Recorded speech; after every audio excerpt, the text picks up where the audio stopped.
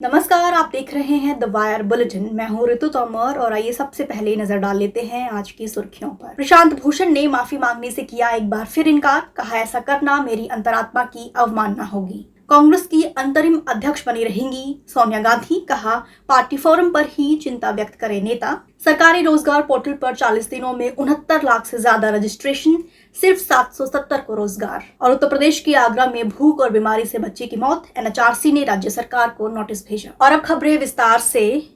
वरिष्ठ वकील और सामाजिक कार्यकर्ता प्रशांत भूषण ने अवमानना मामले में सुप्रीम कोर्ट से बिना शर्त माफी मांगने से एक बार फिर साफ इनकार कर दिया है। प्रशांत भूषण ने कहा है कि उनके बयान सद्भावनापूर्ण थे और अगर वो माफी मांगते हैं तो ये उनकी अंतरात्मा और उस संस्थान की अवमानना होगी जिसमें वो सर्वोच्च विश्वास रखते हैं। भूषण ने कहा कि मैंने जो भी टिप्पणी की वो दरअसल न्यायालय की एक सार्थक आलोचना थी। आपको बता दें कि सुप्रीम कोर्ट में दायर एक सप्लीमेंट्री बयान में प्रशांत भूषण ने ये कहा है कि मैंने दरअसल सही भावना के तहत जो है वो अपनी बात रखी थी। मेरा इरादा सीजेआई या फिर सुप्रीम कोर्ट को अपमानित करने का नहीं था।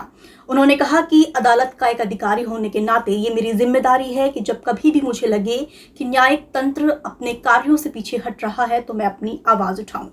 आपको बता दें कि प्रशांत भूषण को महज उनके 2 ट्वीट को लेकर उन्हें अदालत की अवमानना का दोषी ठहराया गया है।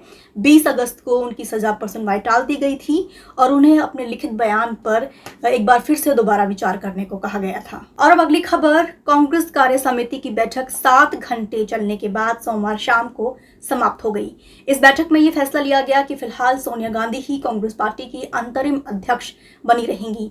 हालांकि रोजाना के कामकाज में सोनिया गांधी की मदद के लिए एक समिति का गठन किया जाएगा। वहीं पर बैठक में यह भी फैसला लिया गया कि 6 महीने बाद सीडब्ल्यूसी की बैठक दोबारा होगी। सोनिया गांधी ने बैठक के दौरान ही ये बात भी रखी कि पार्टी के नेताओं को पार्टी फोरम पर ही अपनी बात रखनी चाहिए। बैठक समाप्त होने के बाद सोनिया गांधी ने कहा कि कांग्रेस पार्टी एक बड़ा परिवार है। मैं किसी के खिलाफ नहीं बोल रही हूं, लेकिन सभी लोगों को, विशेष रूप से पार्टी के दिग्गज नेताओं को पार्टी के भीतर ही अपनी बात रखनी चाहिए।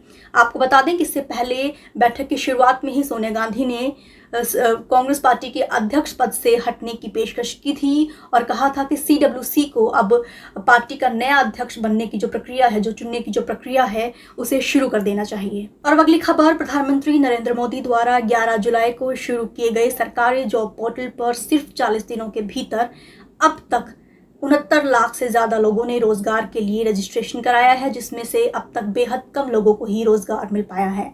14 से 21 अगस्त के बीच पोर्टल पर 7 लाख से ज्यादा उम्मीदवारों ने रोजगार के लिए रजिस्ट्रेशन कराया है, जिसमें से अब तक 651 लोगों को ही रोजगार मिला है। कौशल विकास मंत्रालय द्वारा अपने असीम पोर्टल के जरिए जुटाए गए आंकड़ों से ये जानकारी मिली है कि रोजगार की तलाश कर रहे लगभग 3.5 लाख उम्मीदवारों में से अब तक सिर्फ 2% को ही रोजगार मिला है। रजिस्ट्रेशन कराने वाले इन 69 लाख उम्मीदवारों में से 1.49 लाख उम्मीदवारों को ही रोजगार की पेशकश की गई, जिसमें से भी सिर्फ लगभग 7,500 लोग ही रोजगार कर सके। बता दें कि देश के 116 जिलों में शुरू किए गए गरीब कल्याण रोजगार अभियान के तहत जितने भी लोगों ने अब तक रोजगार के लिए रजिस्ट्रेशन कराया है, उसमें से महिलाओं की जो भागीदारी है वो महज 5.4% है। सिर्फ इतना ही नहीं, रजिस्ट्रेशन कराने वाले जो उम्मीदवार हैं वो ज्यादातर दिल्ली, हरियाणा, तमिलनाडु और महाराष्ट्र जैसे शहरों और राज्यों से हैं। और अब बुलेटिन की आखिरी खबर। उत्तर प्रदेश के आगरा में 5 साल की बच्ची की कथित तौर पर भूख और बीमारी से हुई मौत का मामला सामने आया है, जिसके बाद राष्ट्रीय मानवाधिकार आयोग ने स्वतः संज्ञान लेते हुए इस मामले में उत्तर प्रदेश सरकार को नोटिस जारी किया है। आयोग ने उत्तर प्रदेश सरकार के मुख्य सचिव को भेजे नोटिस में 4 हफ्ते के भीतर पीड़ित परिवार के पुनर्वास और इस मामले में लापरवाही बरतने वाले अधिकारियों के खिलाफ की गई कार्रवाई की रिपोर्ट पेश करने को कहा है। बता दें कि गरीबी की वजह से बच्ची की मौत हो गई है, ऐसी कुछ खबरें जो हैं वो सामने आई है, जिसके बाद स्वतः संज्ञान लेते हुए एनएचआरसी ने उत्तर प्रदेश सरकार को यह नोटिस जारी किया है। एनएचआरसी का साफ तौर पर कहना है कि एक बच्ची भूख की वजह से दम तोड़ देती है, वो भी एक ऐसे समय में जब केंद्र और राज्य की तमाम सामाजिक कल्याण योजनाएं मौजूद हैं। आज बुलेटिन में सिर्फ इतना ही। देश दुनिया की तमाम खबरों के लिए आप द वायर की हिंदी, अंग्रेजी, उर्दू और मराठी वेबसाइट से जुड़े रहें। तब तक के लिए शुक्रिया, नमस्कार। द वायर के और वीडियोस देखने के लिए सब्सक्राइब करें और बेल आइकन पर क्लिक करें। स्वतंत्र पत्रकारिता की आर्थिक मदद करने के लिए डिस्क्रिप्शन में दिए गए लिंक पर जाएं और अपनी राशि चुनें।